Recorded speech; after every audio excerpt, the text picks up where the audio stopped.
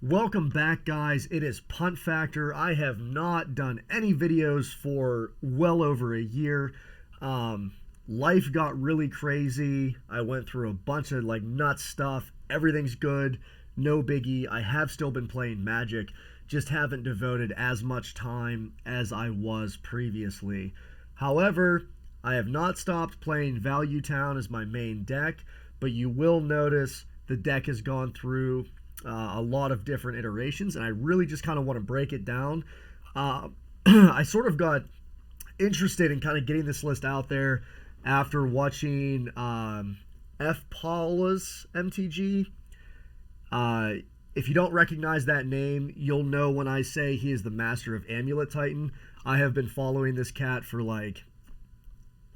since the dude started with his Amulet Titan videos. He's an amazing player, and he did recently just try a brew of Value Town that he kind of threw together and put together. And I wanted to show you my brew of Value Town. There was some interest on his channel, or on that video on his channel, of people wanting to kind of see the list that I play. So I'm going to break down the list for you, and I am going to jump into a league. So let's get started with the list.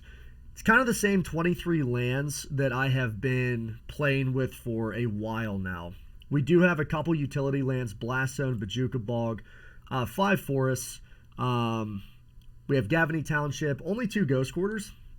Tron kind of disappeared for a while, and Amulet was hitting on so many different axes prior to the Field of the Dead banning that you just couldn't keep up. So I had actually found versus Amulet Titan, Aven Mind Sensor, Skyclave Apparition was kind of more my go-to against those decks. And Ghost Quarter just didn't do it anymore. And Tron, since it slipped into the background, you don't really need to Ghost Quarter Tron out of the game. That's kind of where I rely on my Damping Spheres and my Collector Oofs to shut down the early game, just kind of depending on the draw. If I feel like it's going to go long, I need to have that Damping Sphere. If I have an early Oof and I'm able to shut off their Expedition maps, good to go. So that's kind of why the cut to the Ghost Quarters. And also, you'll see I cut Ramanap Excavator and any cards that allow me to play multiple lands a turn. So looping Ghost Quarters just isn't as effective in this build.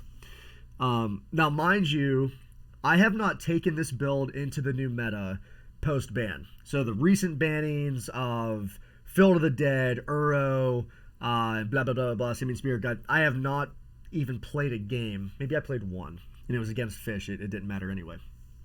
So we'll see. We'll see if that 2 Ghost Quarter thing holds. But I do have 2 Horizon Canopies. And ignore this Marsh Flats. I was a bit of an idiot, and I sold my other couple fetches. This Marsh Flats should ideally be a Catacombs or a Foothills. You just kind of want the option to be able to go and get a forest and not have to shock in a Temple Garden if you don't need to. Whatever. I'm not going to go and spend the money and do whatever. But I do run 7 fetches. I was running a full 8, and I really like the 8 fetches, but I decided to add a second Horizon Canopy to the list. Just for the late game card draw, if I rip into a canopy, if I need that, that's kind of why that's there. 2 plains, 2 Temple Gardens. I think in the past I was running 3 plains. Two's plenty. 2's enough. Into the 1-drop slot, 4 Path to Exiles is absolutely crucial in my opinion. The Value Town decks have always suffered in interaction, always. And we only relied on 4 Path to Exiles, and that still really wasn't enough as the meta sort of, got later post 2017 or whatever, whenever this deck was really big. But you still need the paths. Now, we got a ton of help with Skyclave. Skyclave is like a godsend. The card's gas. But you don't want to remove your paths just because you got some interaction in Skyclave, because if 4 paths weren't enough, 3 or 4 Skyclaves won't be enough either. Sure, Skyclave is more versatile. It can hit Planeswalkers. It can hit really any non-land permanent up to a CMC4, which is really anything you're concerned with in Modern. However, if you don't find it, or you have to like you have a Skyclave, right? And there's a planeswalker on the field, but then there's also a creature, and you're like, well, the creature's gonna kill me, but this planeswalker is just gonna bury me in value. Well, what do you do? Well, with the Path to Exile and Skyclave, you kind of have way more options to interact that way. I do run 7 mana dorks. I was going between 8 and 7, but I definitely landed on 7. It's felt great. I've played with 7 for a long time now. I don't think you need any more than 7. Do not go any less than 7, though. I do think if you're only running 6, I think it just hurts you. In Value Town builds, our 3-drop slot is massive. That is what we want to be doing. That is, where the deck can shine and sort of start generating its engine and its value. So obviously, the faster you get to 3, the better. So you're going to want a mana dork. If you're going to go down to 6, you might as well just be running other 1-drop interactions. At that point, you might as well splash into Abzan, which I actually did for a while. Abzan Value Town, splash black, get your Thoughtseize game going, your Inquisition game going, and cut the dorks all together. So, firm believer in 7 or 8, up to you. Your mileage may vary. Onto the 2-drop slot. I just now, before recording this video, I did have 3 Scavenging Oozes in the main, and I think, and I had one less tracker. Actually, you know what? I'm going to run it like that. So the 2-drop slot, incredibly important, because if your dork dies, you want something to do on turn 2. Voice of Resurgence, everybody knocks this card. This card, for me, in my experience, and I've played hundreds of games of Value Town on and off camera, Voice of Resurgence single-handedly wins me games. In the mid-range mirror, so like let's say, you play against Jund, you play against, Black Green X, whatever. My 2 main cards, I don't care about my 3-drop slot. Now, I take that back. Skyclave Apparition, you always care about. But I do not care about the majority of my 3-drop slot cards. Voice of Resurgence by itself is a 2-for-1. So when you're playing against Jund, they're a 1-for-1 deck. So anything that is going to generate you card advantage against Black Green X is going to be ace. I have literally just won games where I bring out a Voice, they downtick a Lily, I kill the Voice, now they have a token. You Coco into something, now that token actually becomes a relevant threat. Now it's a 3-3, a 4-4, whatever, it grows. They deal with that. You Eternal Witness back. I've Eternal Witness back Voice of Resurgence more often than I've Eternal Witness back Collected Company against Black Green X. And also I found those grindy mid-range matchups, whoever has an active Scavenging Ooze is going to win the game. So my 2-drop slots are premium, look for in opening hands, hope to hit off of Coco against mid-range mirrors. Voice of Resurgence I will never cut out of a Value Town deck ever. Other people might say so, say that you should cut them. My experience says absolutely not. So onto the 3-drop slot, which is where Value Town kind of gets its reputation. You have obviously the new Skyclave Apparition. Fantastic card. I've been considering running 4 in place of like a Path to Exile or something. I don't want to go below 7 pieces of interaction main board. But I don't really think I want to stick with 8 because it is very tough to cut. I could see myself maybe cutting a Scooze for another Skyclave Apparition, but once again, I don't want to skimp too low on my 2-drop slot because in a lot of matchups it is really important. Even against control, Voice of Resurgence is an issue. So that's kind of why I stack the 2-drop the way I do. And if I'm going to get rid of a anything, it's either going to be a Path or it's going to be another 3-drop. So moving on down the list here, 2 Tireless Trackers. Tireless Tracker is a fantastic card, bar none, one of the greatest card advantage engines that we have access to reliably. The problem with Tracker, though, is it takes time to develop. Tracker is not I hit the battlefield and I immediately am a threat, or I am an immediate, must answer crazy card. Sometimes people will get that feeling with a Knight of the Reliquary. If it comes out and it's massive because you've dumped a lot of lands into your graveyard, or if you hit like even a Voice of Resurgence in certain matchups. But Tracker just isn't that card. And a lot of the times I've found, it's getting really, really late in the game. I need to find something that's going to really impact the board. And I Coco into a Tracker. And once again, in certain situations, Tracker's phenomenal. But I can't really necessarily... I'm between 2 and 3. I haven't nailed it down yet. We'll see what the new meta brings. But for now, I am at 2. And I've been happy with 2 pre-banning. So your mileage may vary. Courser, I will say that I do feel like Courser is losing a little bit of traction with me. Because a lot of the tricks with Courser, you kind of want with like Ramanap or say Azusa in the old builds. Even I could see like Dryad of the Elysian Grove, allowing you to play an additional land. That's where Courser really shines. The reason I have yet to really cut Courser is the card selection from the top with your fetch lands, as well as the life gain. The life gain is very, very relevant. Even more relevant than I think people realize. In a Value Town deck, a lot of the times you are winning games by a small margin. If anyone is a long-time Value Town player, every fetch, every shock, everything really matters and can really add up. And especially against fast aggro burn, things like that, having that incidental sort of life gain in the deck with a huge body that also allows you to kind of cycle the top of your library or just be more selective with what you want to draw is it's honestly kind of invaluable. I've found. So I've been considering going down to 3, but I just haven't pulled the trigger yet. I need to playtest a lot more in this current meta. Eternal Witness. So this is probably the biggest change to my Value Town list in the most recent sort of months. I dropped the Ramanap Excavators for Eternal Witness. I think at one time I was running like 2 Ramanaps and 1 more Tracker.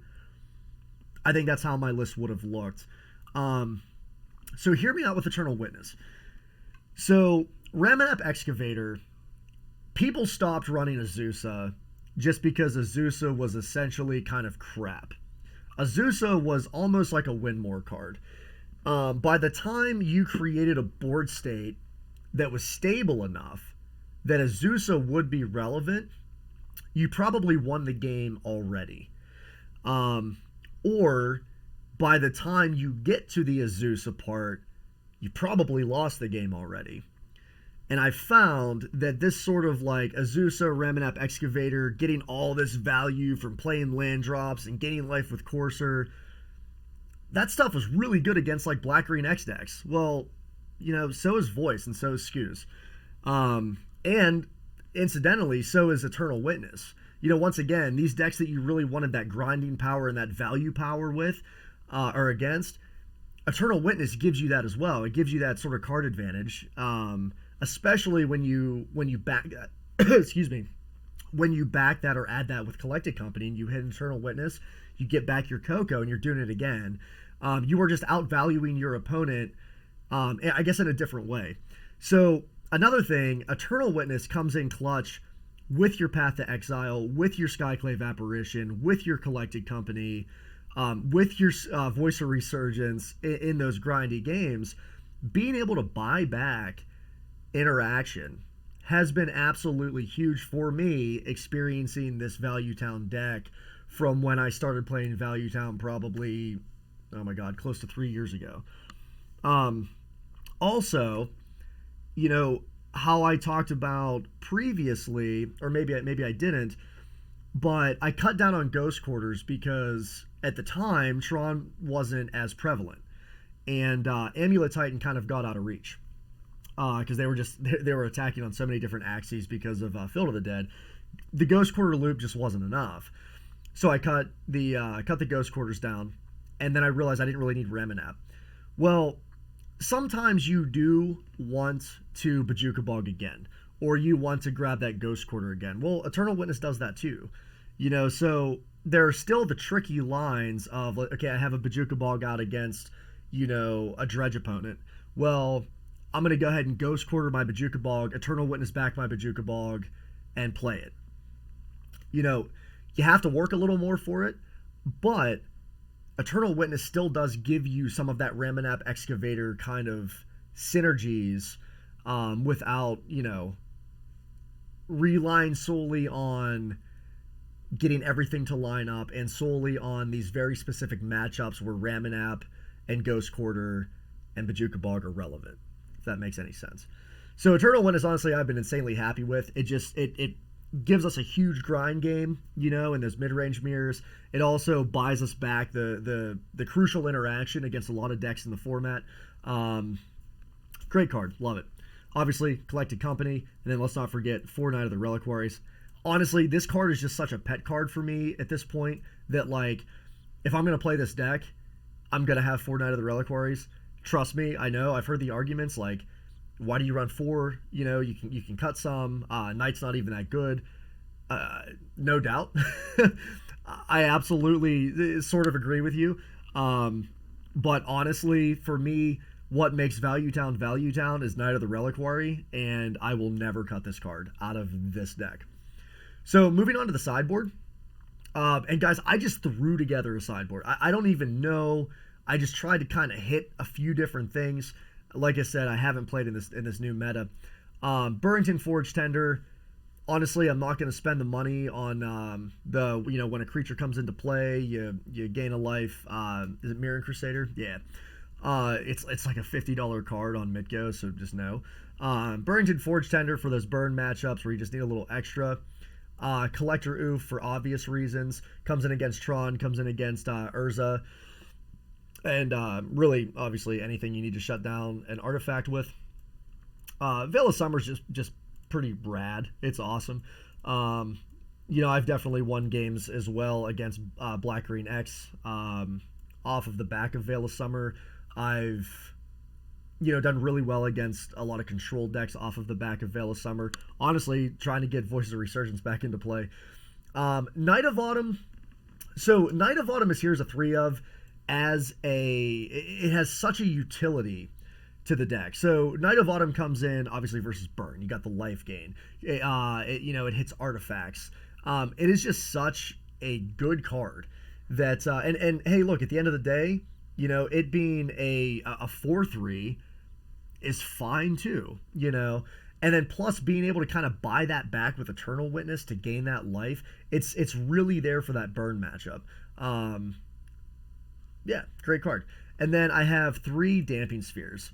Now, the reason I run a lot of 3-ofs is because you'll notice I don't have, I'm not running, what's the card? I'm not running tutors, of any variety. Summoner's Pact, Eladamri's Call. I'm not running any tutors. And for me, I would rather guarantee that I see my sideboard cards, my sideboard pieces. I found that consistency over versatility, maybe, if that's kind of the right term in how I'm trying to describe it.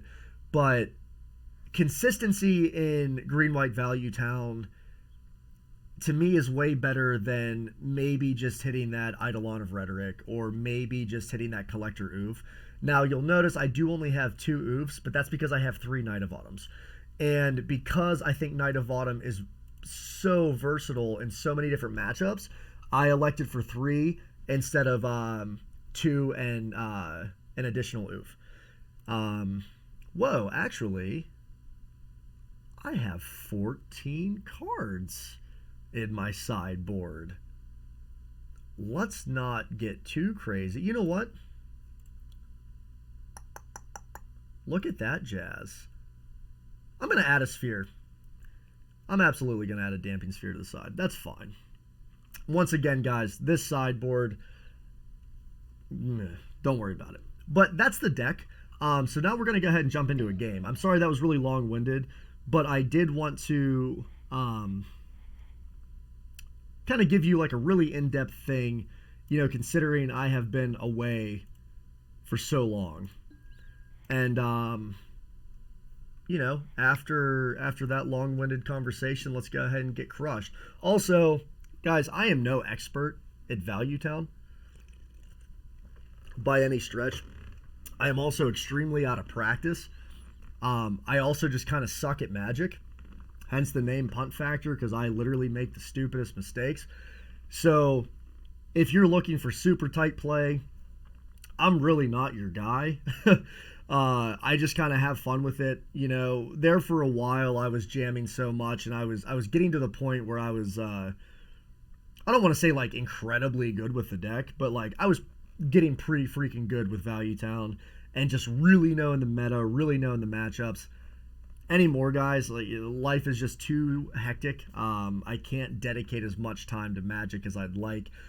So I really honestly just play for fun. I jump on, you know, for a match here and there, which is also why you haven't seen me for a while. Let me make sure we're still recording, because that's kind of important. Yeah, got a 20-minute deck tech. Sorry, guys.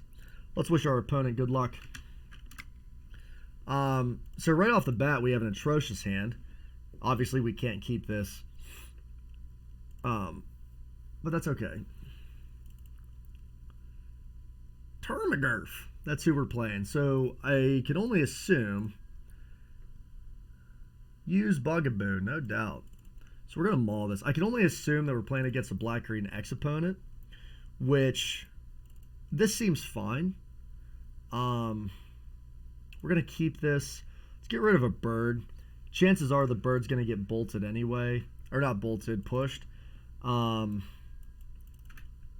Scavenging News is fantastic. Oh, blue. Okay. Ghost Quarter, so we have our third land at least, which is good. So Skews here is probably going to be pretty medium, depending on what we're up against. Obviously, if we're up against a snappy deck. Okay, there goes the bird. Is it something or other? There's a Coco. I'm not going to play this Skews out. I'm just going to go ahead and pass turn here. Probably could have shocked that in to hold up path if they're going to play anything, but yeah, no, we're against like a straight Izzet control.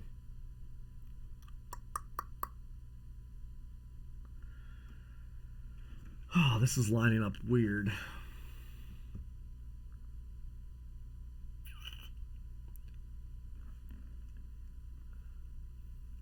You know, I want to play out Skews. I almost feel like I should.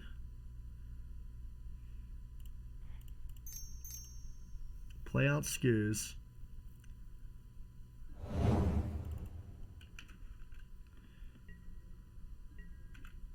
Okay, see if they interact with it here. Okay.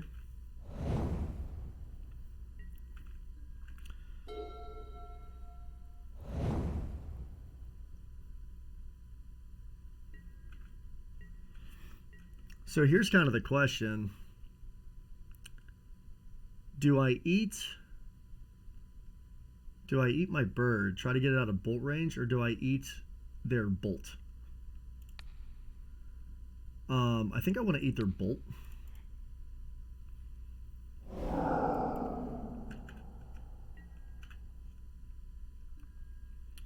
There's a knight. Let's go ahead and attack first.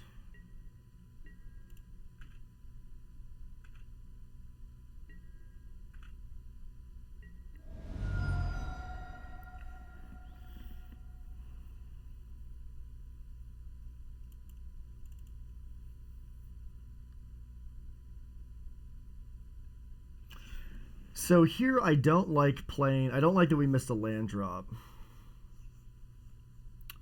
I don't really like playing Tracker because I can't get value right away.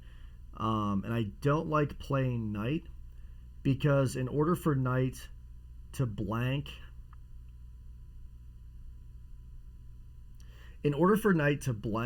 a bolt, I have to ghost quarter one of my own lands. And I'm not going to be able to do that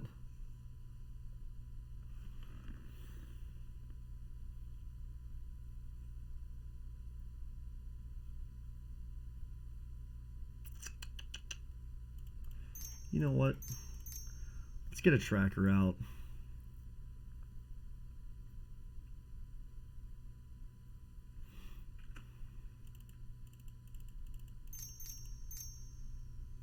Cryptic?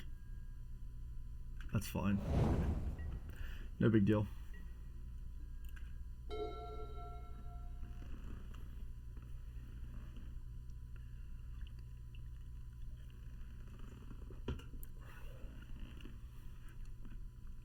So one thing in paper that I was messing around with is I took out Blast Zone from the deck. Oh, look at that jazz. That's exciting.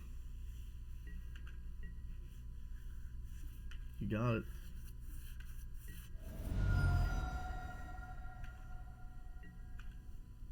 I took out Blast Zone from the deck, and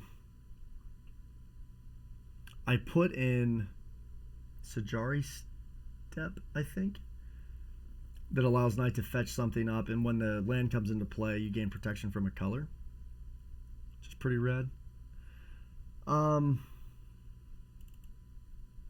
This is painful that I am missing so many land drops.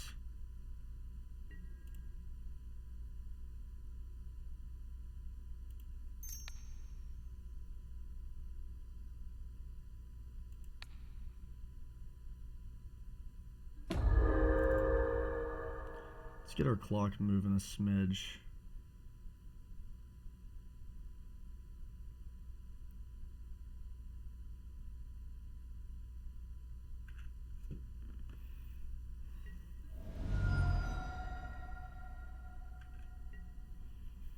Hold up path.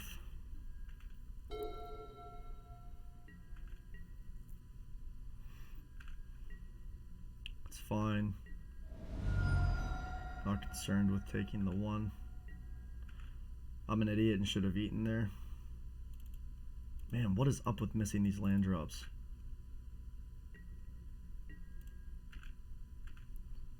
Slow and steady's gonna win the race here.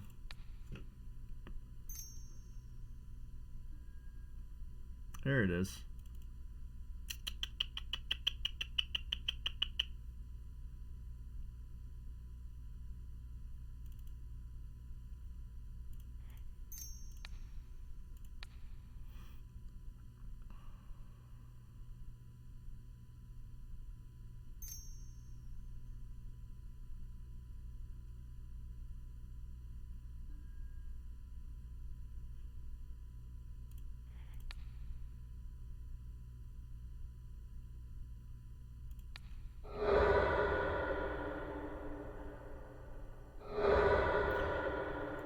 Okay, so here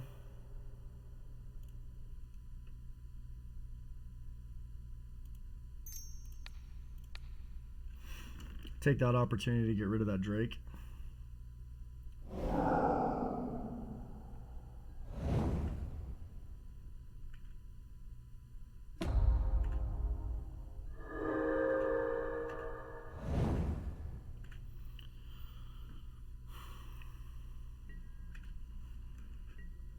I don't know if that was worth it or not.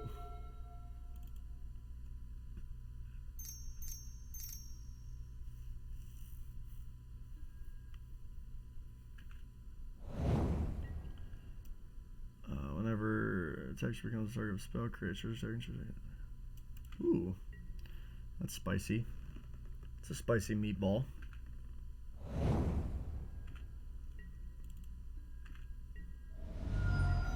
Man, we are just getting horribly mana screwed.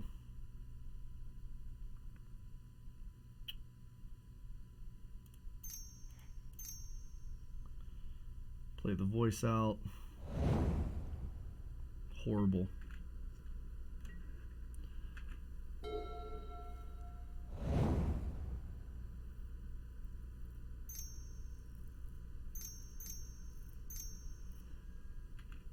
Yep. That'll get it.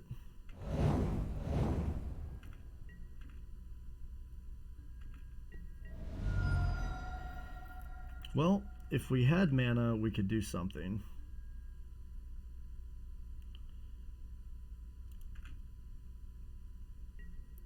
That's mana, sort of.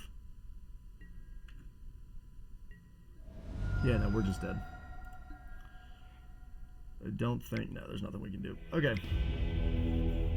So, against these guys... What is just kind of horrible here? Scavenging isn't really that great.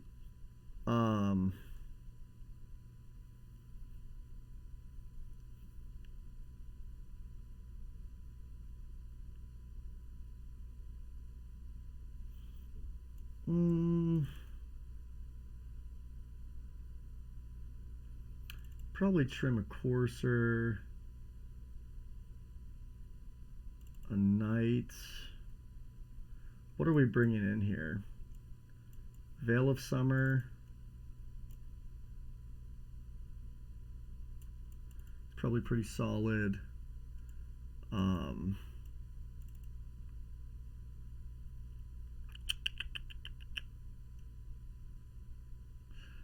Probably trim one Scoos.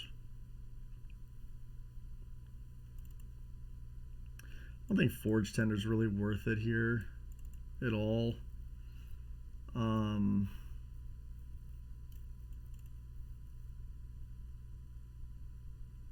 Just try something like that. Hopefully we don't get completely mana screwed.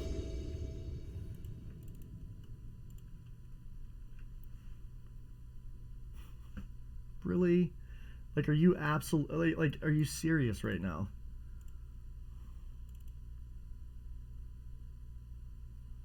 We'll give it a go.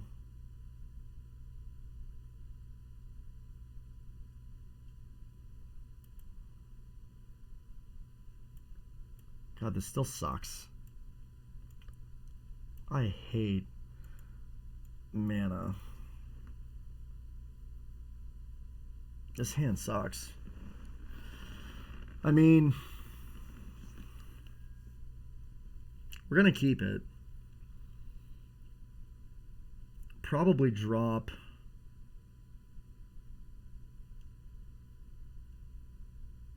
a bird.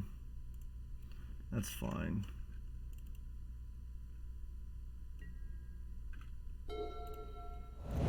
Let's play our painful mana against a deck that kind of wants to burn us out a little bit. Bolt. Bolt the bird.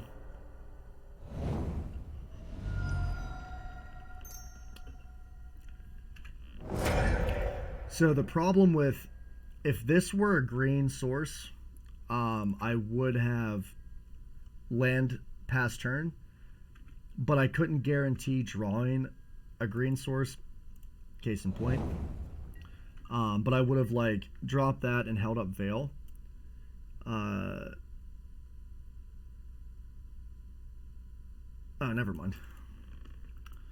RTFC, Veil of Summer. So never mind.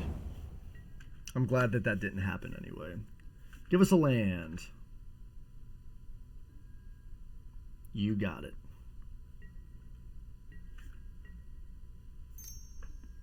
That's frustrating.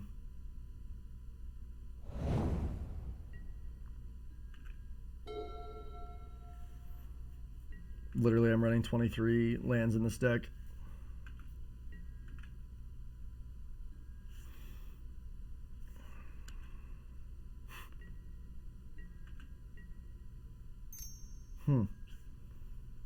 God, I almost just freaking pop Veil of Summer just to draw a freaking card.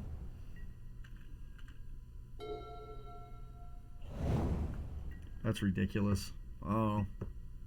Sorry, guys. That's how Magic works sometimes. There we go.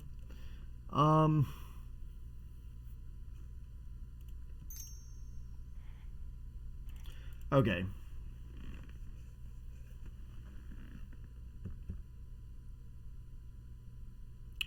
Do I try to get a voice out? And then Veil of Summer... I don't think so. I think that's just wasting too many resources. I think we can probably...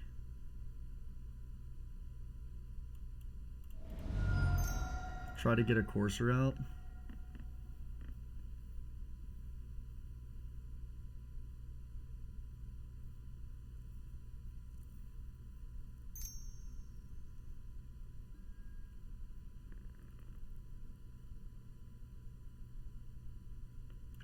Okay.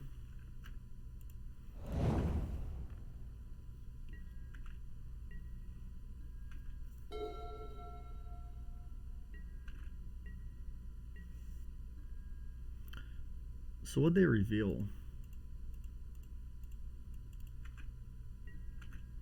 Nothing, maybe? Whatever. There's another path.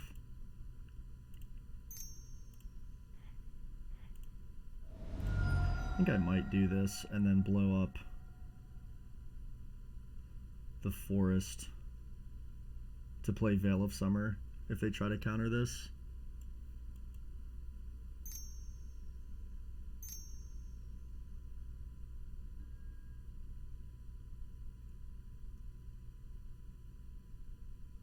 Oh.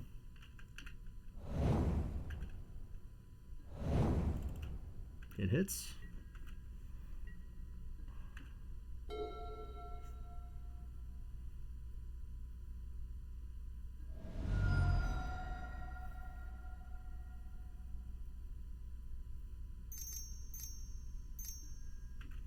Okay.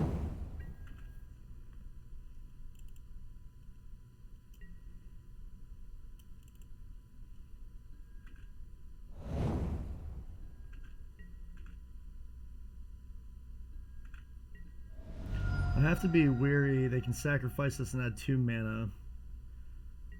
Because obviously I'm going to...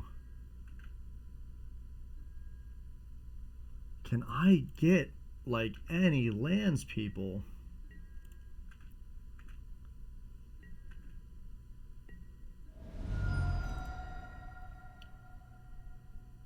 I'm going to path this on their turn, pre-combat, and then pop Veil of Summer if they try to counter it. Because I do want to get some value. I want to try to bait them to counter so I can actually utilize Veil of Summer.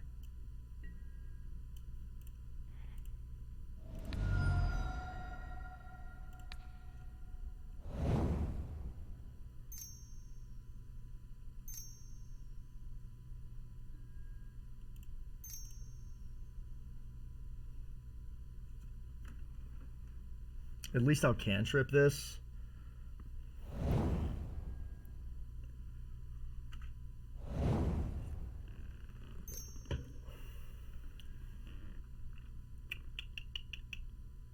That's fine.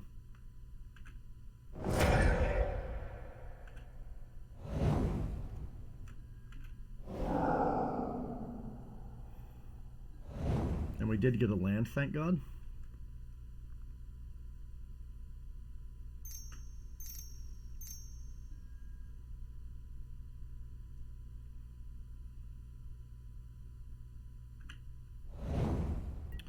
And part of me wants to...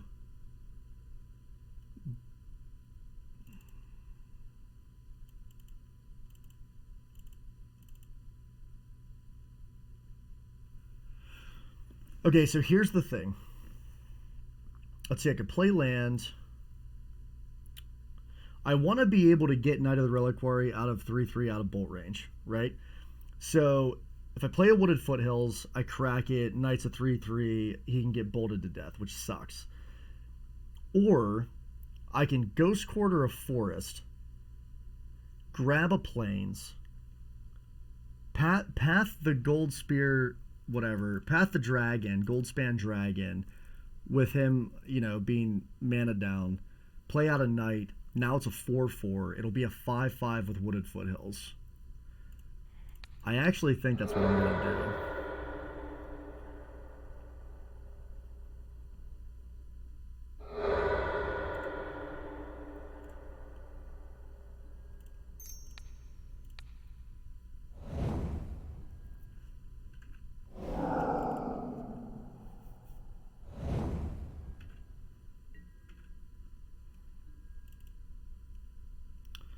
Bog's actually not atrocious.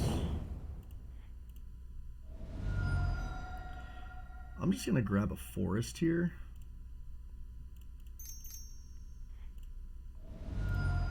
Try to play out Knight. Hopefully they don't have...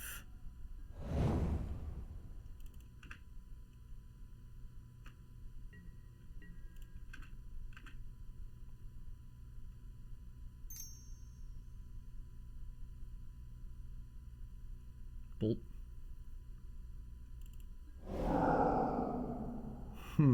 Sinkhole. Nice. Didn't see that one coming.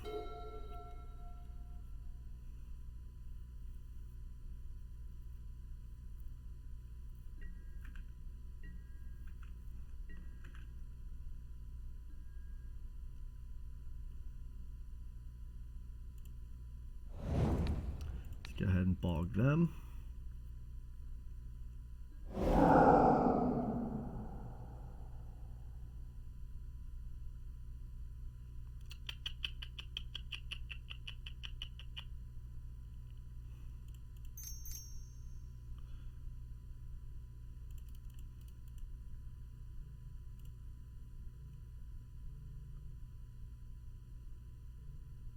Let's just go to combat here.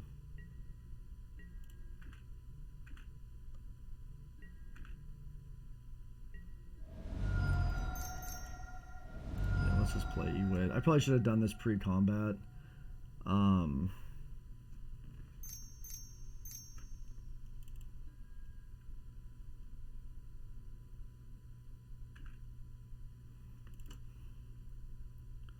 The question is, what do we want to get here if this sticks?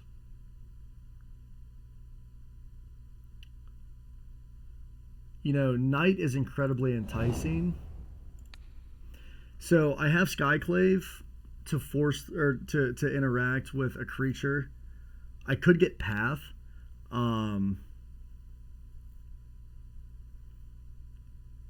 I do think Knight is a problem, but also Voice of Resurgence could be very good. Where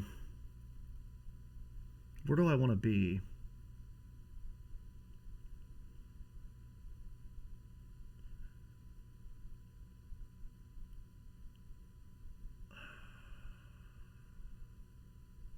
Or I just get Path. Path allows me to essentially...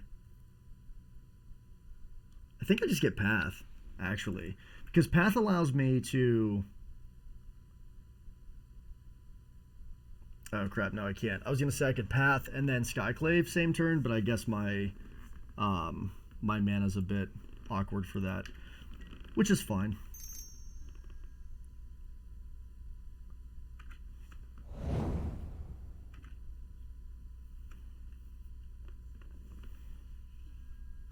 Yeah, maybe I should have just gotten Knight.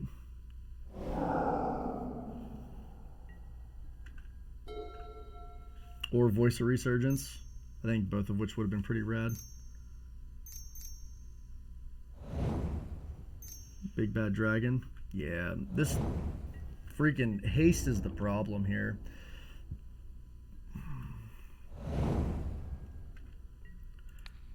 Just gonna go ahead and do one of those deals.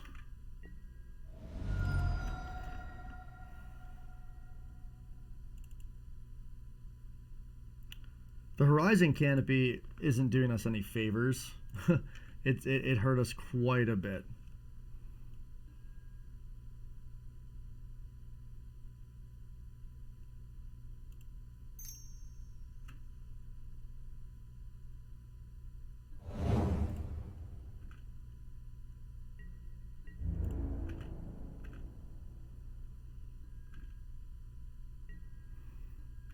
So they know about the path. I'm going to assume that they have some sort of counterspell here, but we need to kind of do the do.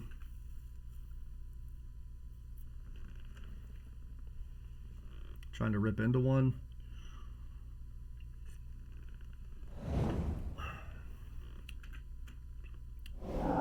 Resolves. Awesome.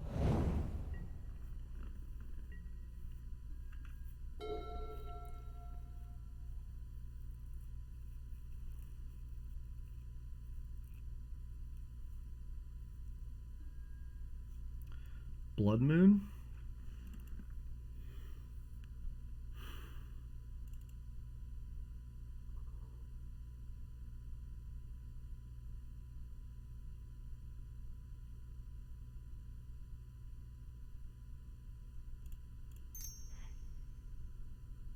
You know what?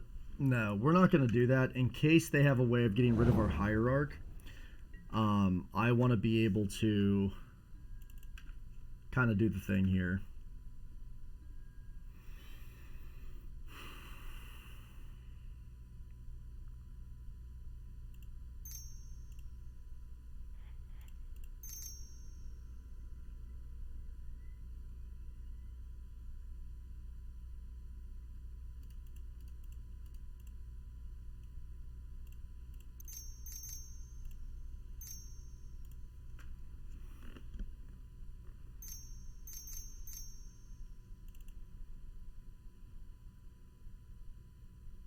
Yeah, maybe I shouldn't have companied. Okay. That's okay.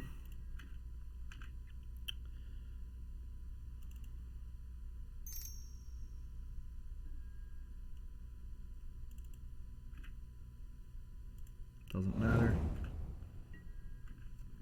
Alright, so one card in hand, opponent. One card. Figured.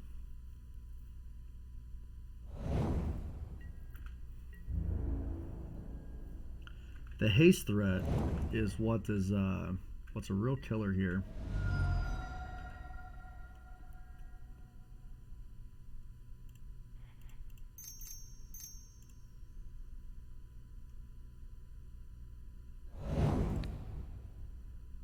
Oh, and it's a CMC 5. That is not what I wanted to see. I'm an idiot. I thought that was a CMC 4.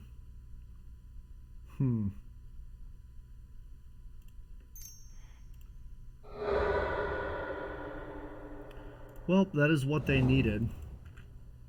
And let me say good games to my opponent.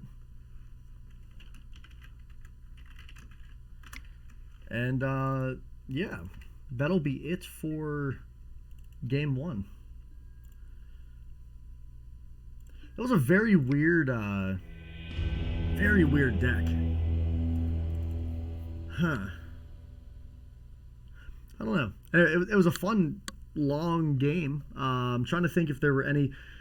I mean, I don't really know. Getting back the path was super good. I know right off the bat, us having that Horizon Canopy was really rough. What would we have drawn into here?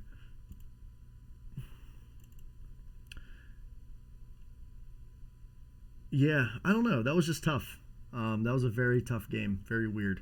But anyway, hope you guys enjoyed it. That's as, you know, I'm kind of back having a little bit of fun. Hopefully I'll be making more of these videos.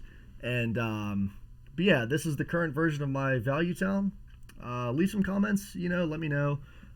Give me your input. You know, I definitely want to trudge into this new meta and make some tweaks and adjustment, definitely to the sideboard. But I hope you guys enjoyed it, and stay tuned until next time.